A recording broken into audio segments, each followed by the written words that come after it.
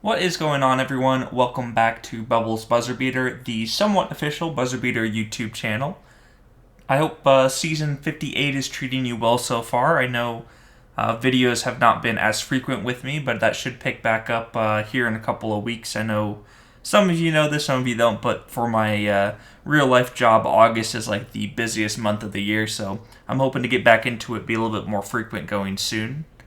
Today I wanted to talk about just a new manager guide for the transfer list, because I know the transfer list is something that essentially every manager in the game makes use of, and if you're a newer manager with a newer team, a lot of times you don't exactly know what to look for or what things to avoid, because a lot of newer managers might fall into the same sort of traps.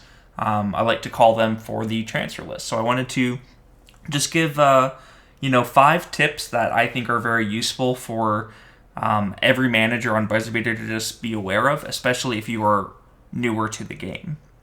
So, looking right here, this is going to be the transfer list that you'll go to when you're looking up players.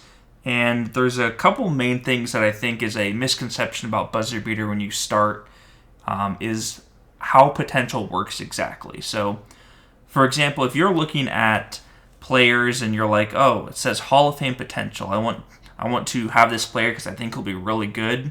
The thing to keep in mind is even if there are players with really high potential, so let's just filter by Hall of Famer and then age 24 plus. If you're just scrolling through the transfer list and you haven't filtered it very much and you're just looking at players, let's look at this right here. So Menno Lagast right here. This player, even though it's Hall of Famer potential, and it might be enticing based off of the potential because Hall of Famer sounds like something that would be very good for you to have and for your player to have. The thing to keep in mind with the potentials is once a player is, a little bit older, let's say 22, 23 plus, the potential does not matter as much, especially when they're this far behind. So if you're a newer manager to the game and you're looking at these potentials, if you're seeing a player who's older than 2021 with this Hall of Famer potential, know that this player will never ever reach this potential. So even though the potential is there, they are too far behind to ever reach that potential.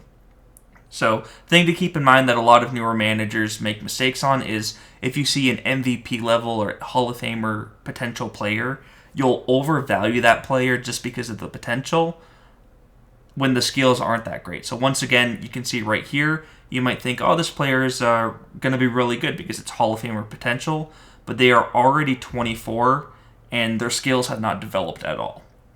So that's kind of the main first tip is don't worry about potentials on older players.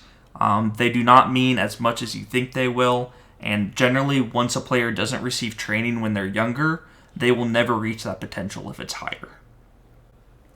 Moving on to the second tip that I have is if you are specifically looking at age 18, 19-year-old players when you're getting started and you want to look at training some players, also keep in mind that potential does matter for younger players. So this is where if you see someone who has superstar plus potential, that could be a benefit if they're only 18 or 19. The caveat with the younger players is opposite of the last tip where older players having too much potential doesn't really matter. For younger players, you want to make sure that they are at least perennial all-star or 7 potential or higher. So for example right here, Elton Abel, even though the skills themselves look decent, like this could be a decent trainee, starter potential is not going to get them very far, so you wouldn't want to prioritize this sort of player.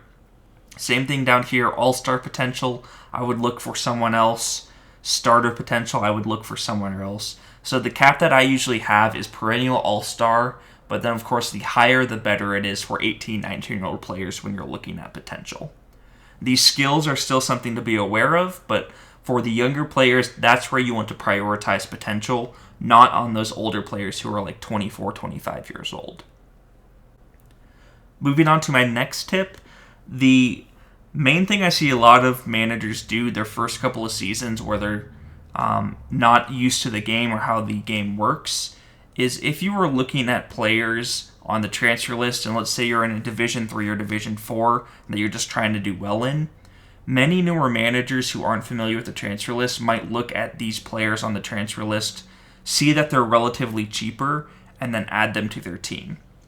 What they don't realize is that these players who are 34 plus years old will start skill dropping, which means that even though they might start out, let's use Gene Bauer right here for an example, even though when you purchase the player, they'll be at 13 jump shot, 9 jump range, 14 driving, 11 inside shot, like decent player right there.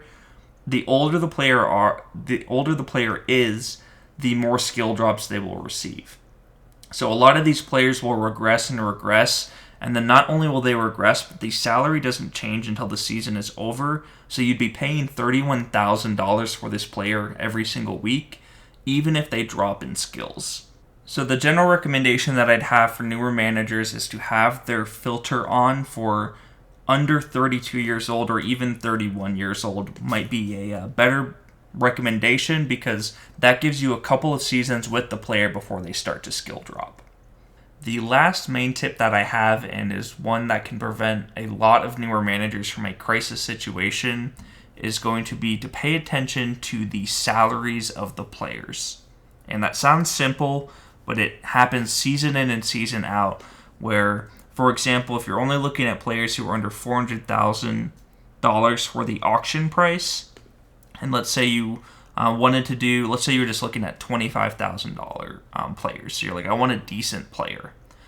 What you have to be aware of is if you're not setting a max salary right here, it'll let you look at all sorts of different players. So for example, I'm going to just put it for $150,000 right there.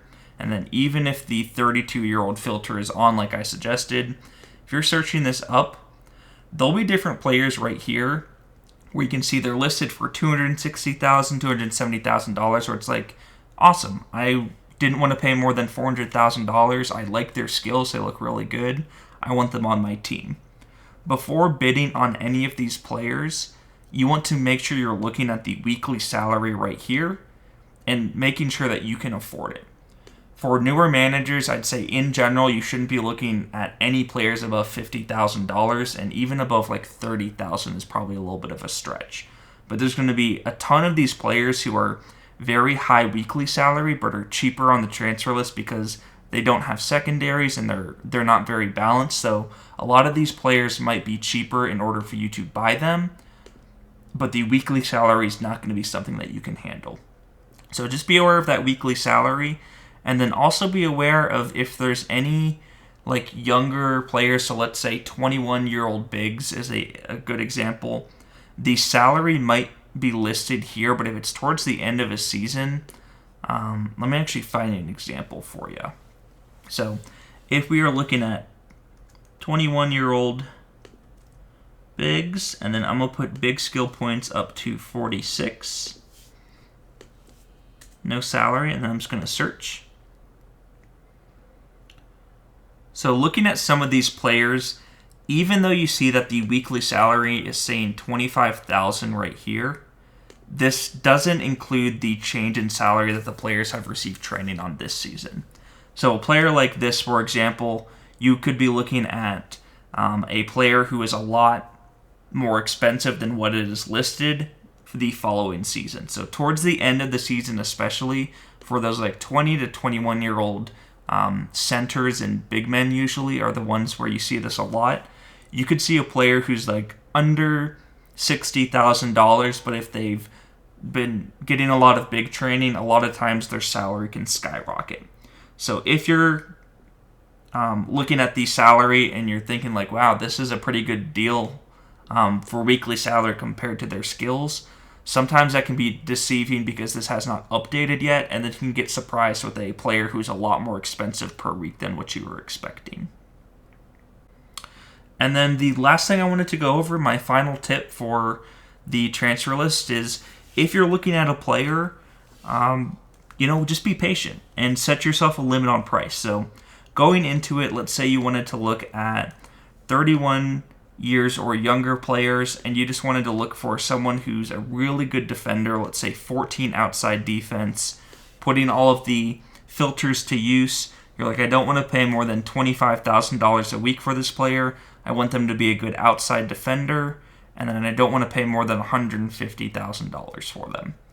Once you have all of this in and you're searching for the players, you can see that there's a lot of different players who could be similar depending on which search you're doing.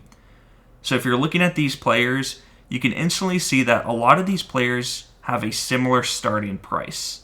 So if you find a player and you're like, okay, I want to go for Karel Kabat right here. If you're bidding on this player and someone starts to bid with you and it becomes a bid war where you're bidding back and forth and you're up to $175,000 for some reason, know to set a price beforehand and stick to that. So if you're like, I don't want to pay more than $150,000, cut yourself off at that point and know that you have to be patient for players, especially on the transfer list, and there's always going to be more players that hit the TL that you can look for. So if this player goes for too expensive, don't worry, because you can go for him, or you can go for him, or you can go for him. So there's a lot of different options for players that you're looking at, depending on what type of player you're searching. But just the main thing is to know to be patient and not worry about having to get that exact player that exact day. A lot of times the managers who get the best deals are going to be those who are patient and wait to find a good deal on the transfer list. So just a review on the transfer list tips that I have for newer managers who are just getting their buzzer beater career started. Ignore potential on those older players. Pay attention to potential on 18, 19-year-olds. Avoid 34-plus-year-old players. Don't get stuck with a huge salary like any of those 100K plus salary monsters who are cheaper on the transfer list. And then the last one, like I said, be patient and set yourself a limit. With those strategies, I think that sets you up really well for looking at the transfer list in the future. And then if you have questions at the same time, don't be afraid to ask other people. Don't be afraid to ask other managers on the game. If they feel like it's going to be a good price or a bad price or what you're seeing a player for, if you're interested in them. And lean on the experienced managers for their suggestions and their experience, because you can learn a lot from those other managers. So that's going to do it for today, guys. I just wanted to get those tips out there that I think could be really helpful. And I will talk to you guys again soon. Bye-bye.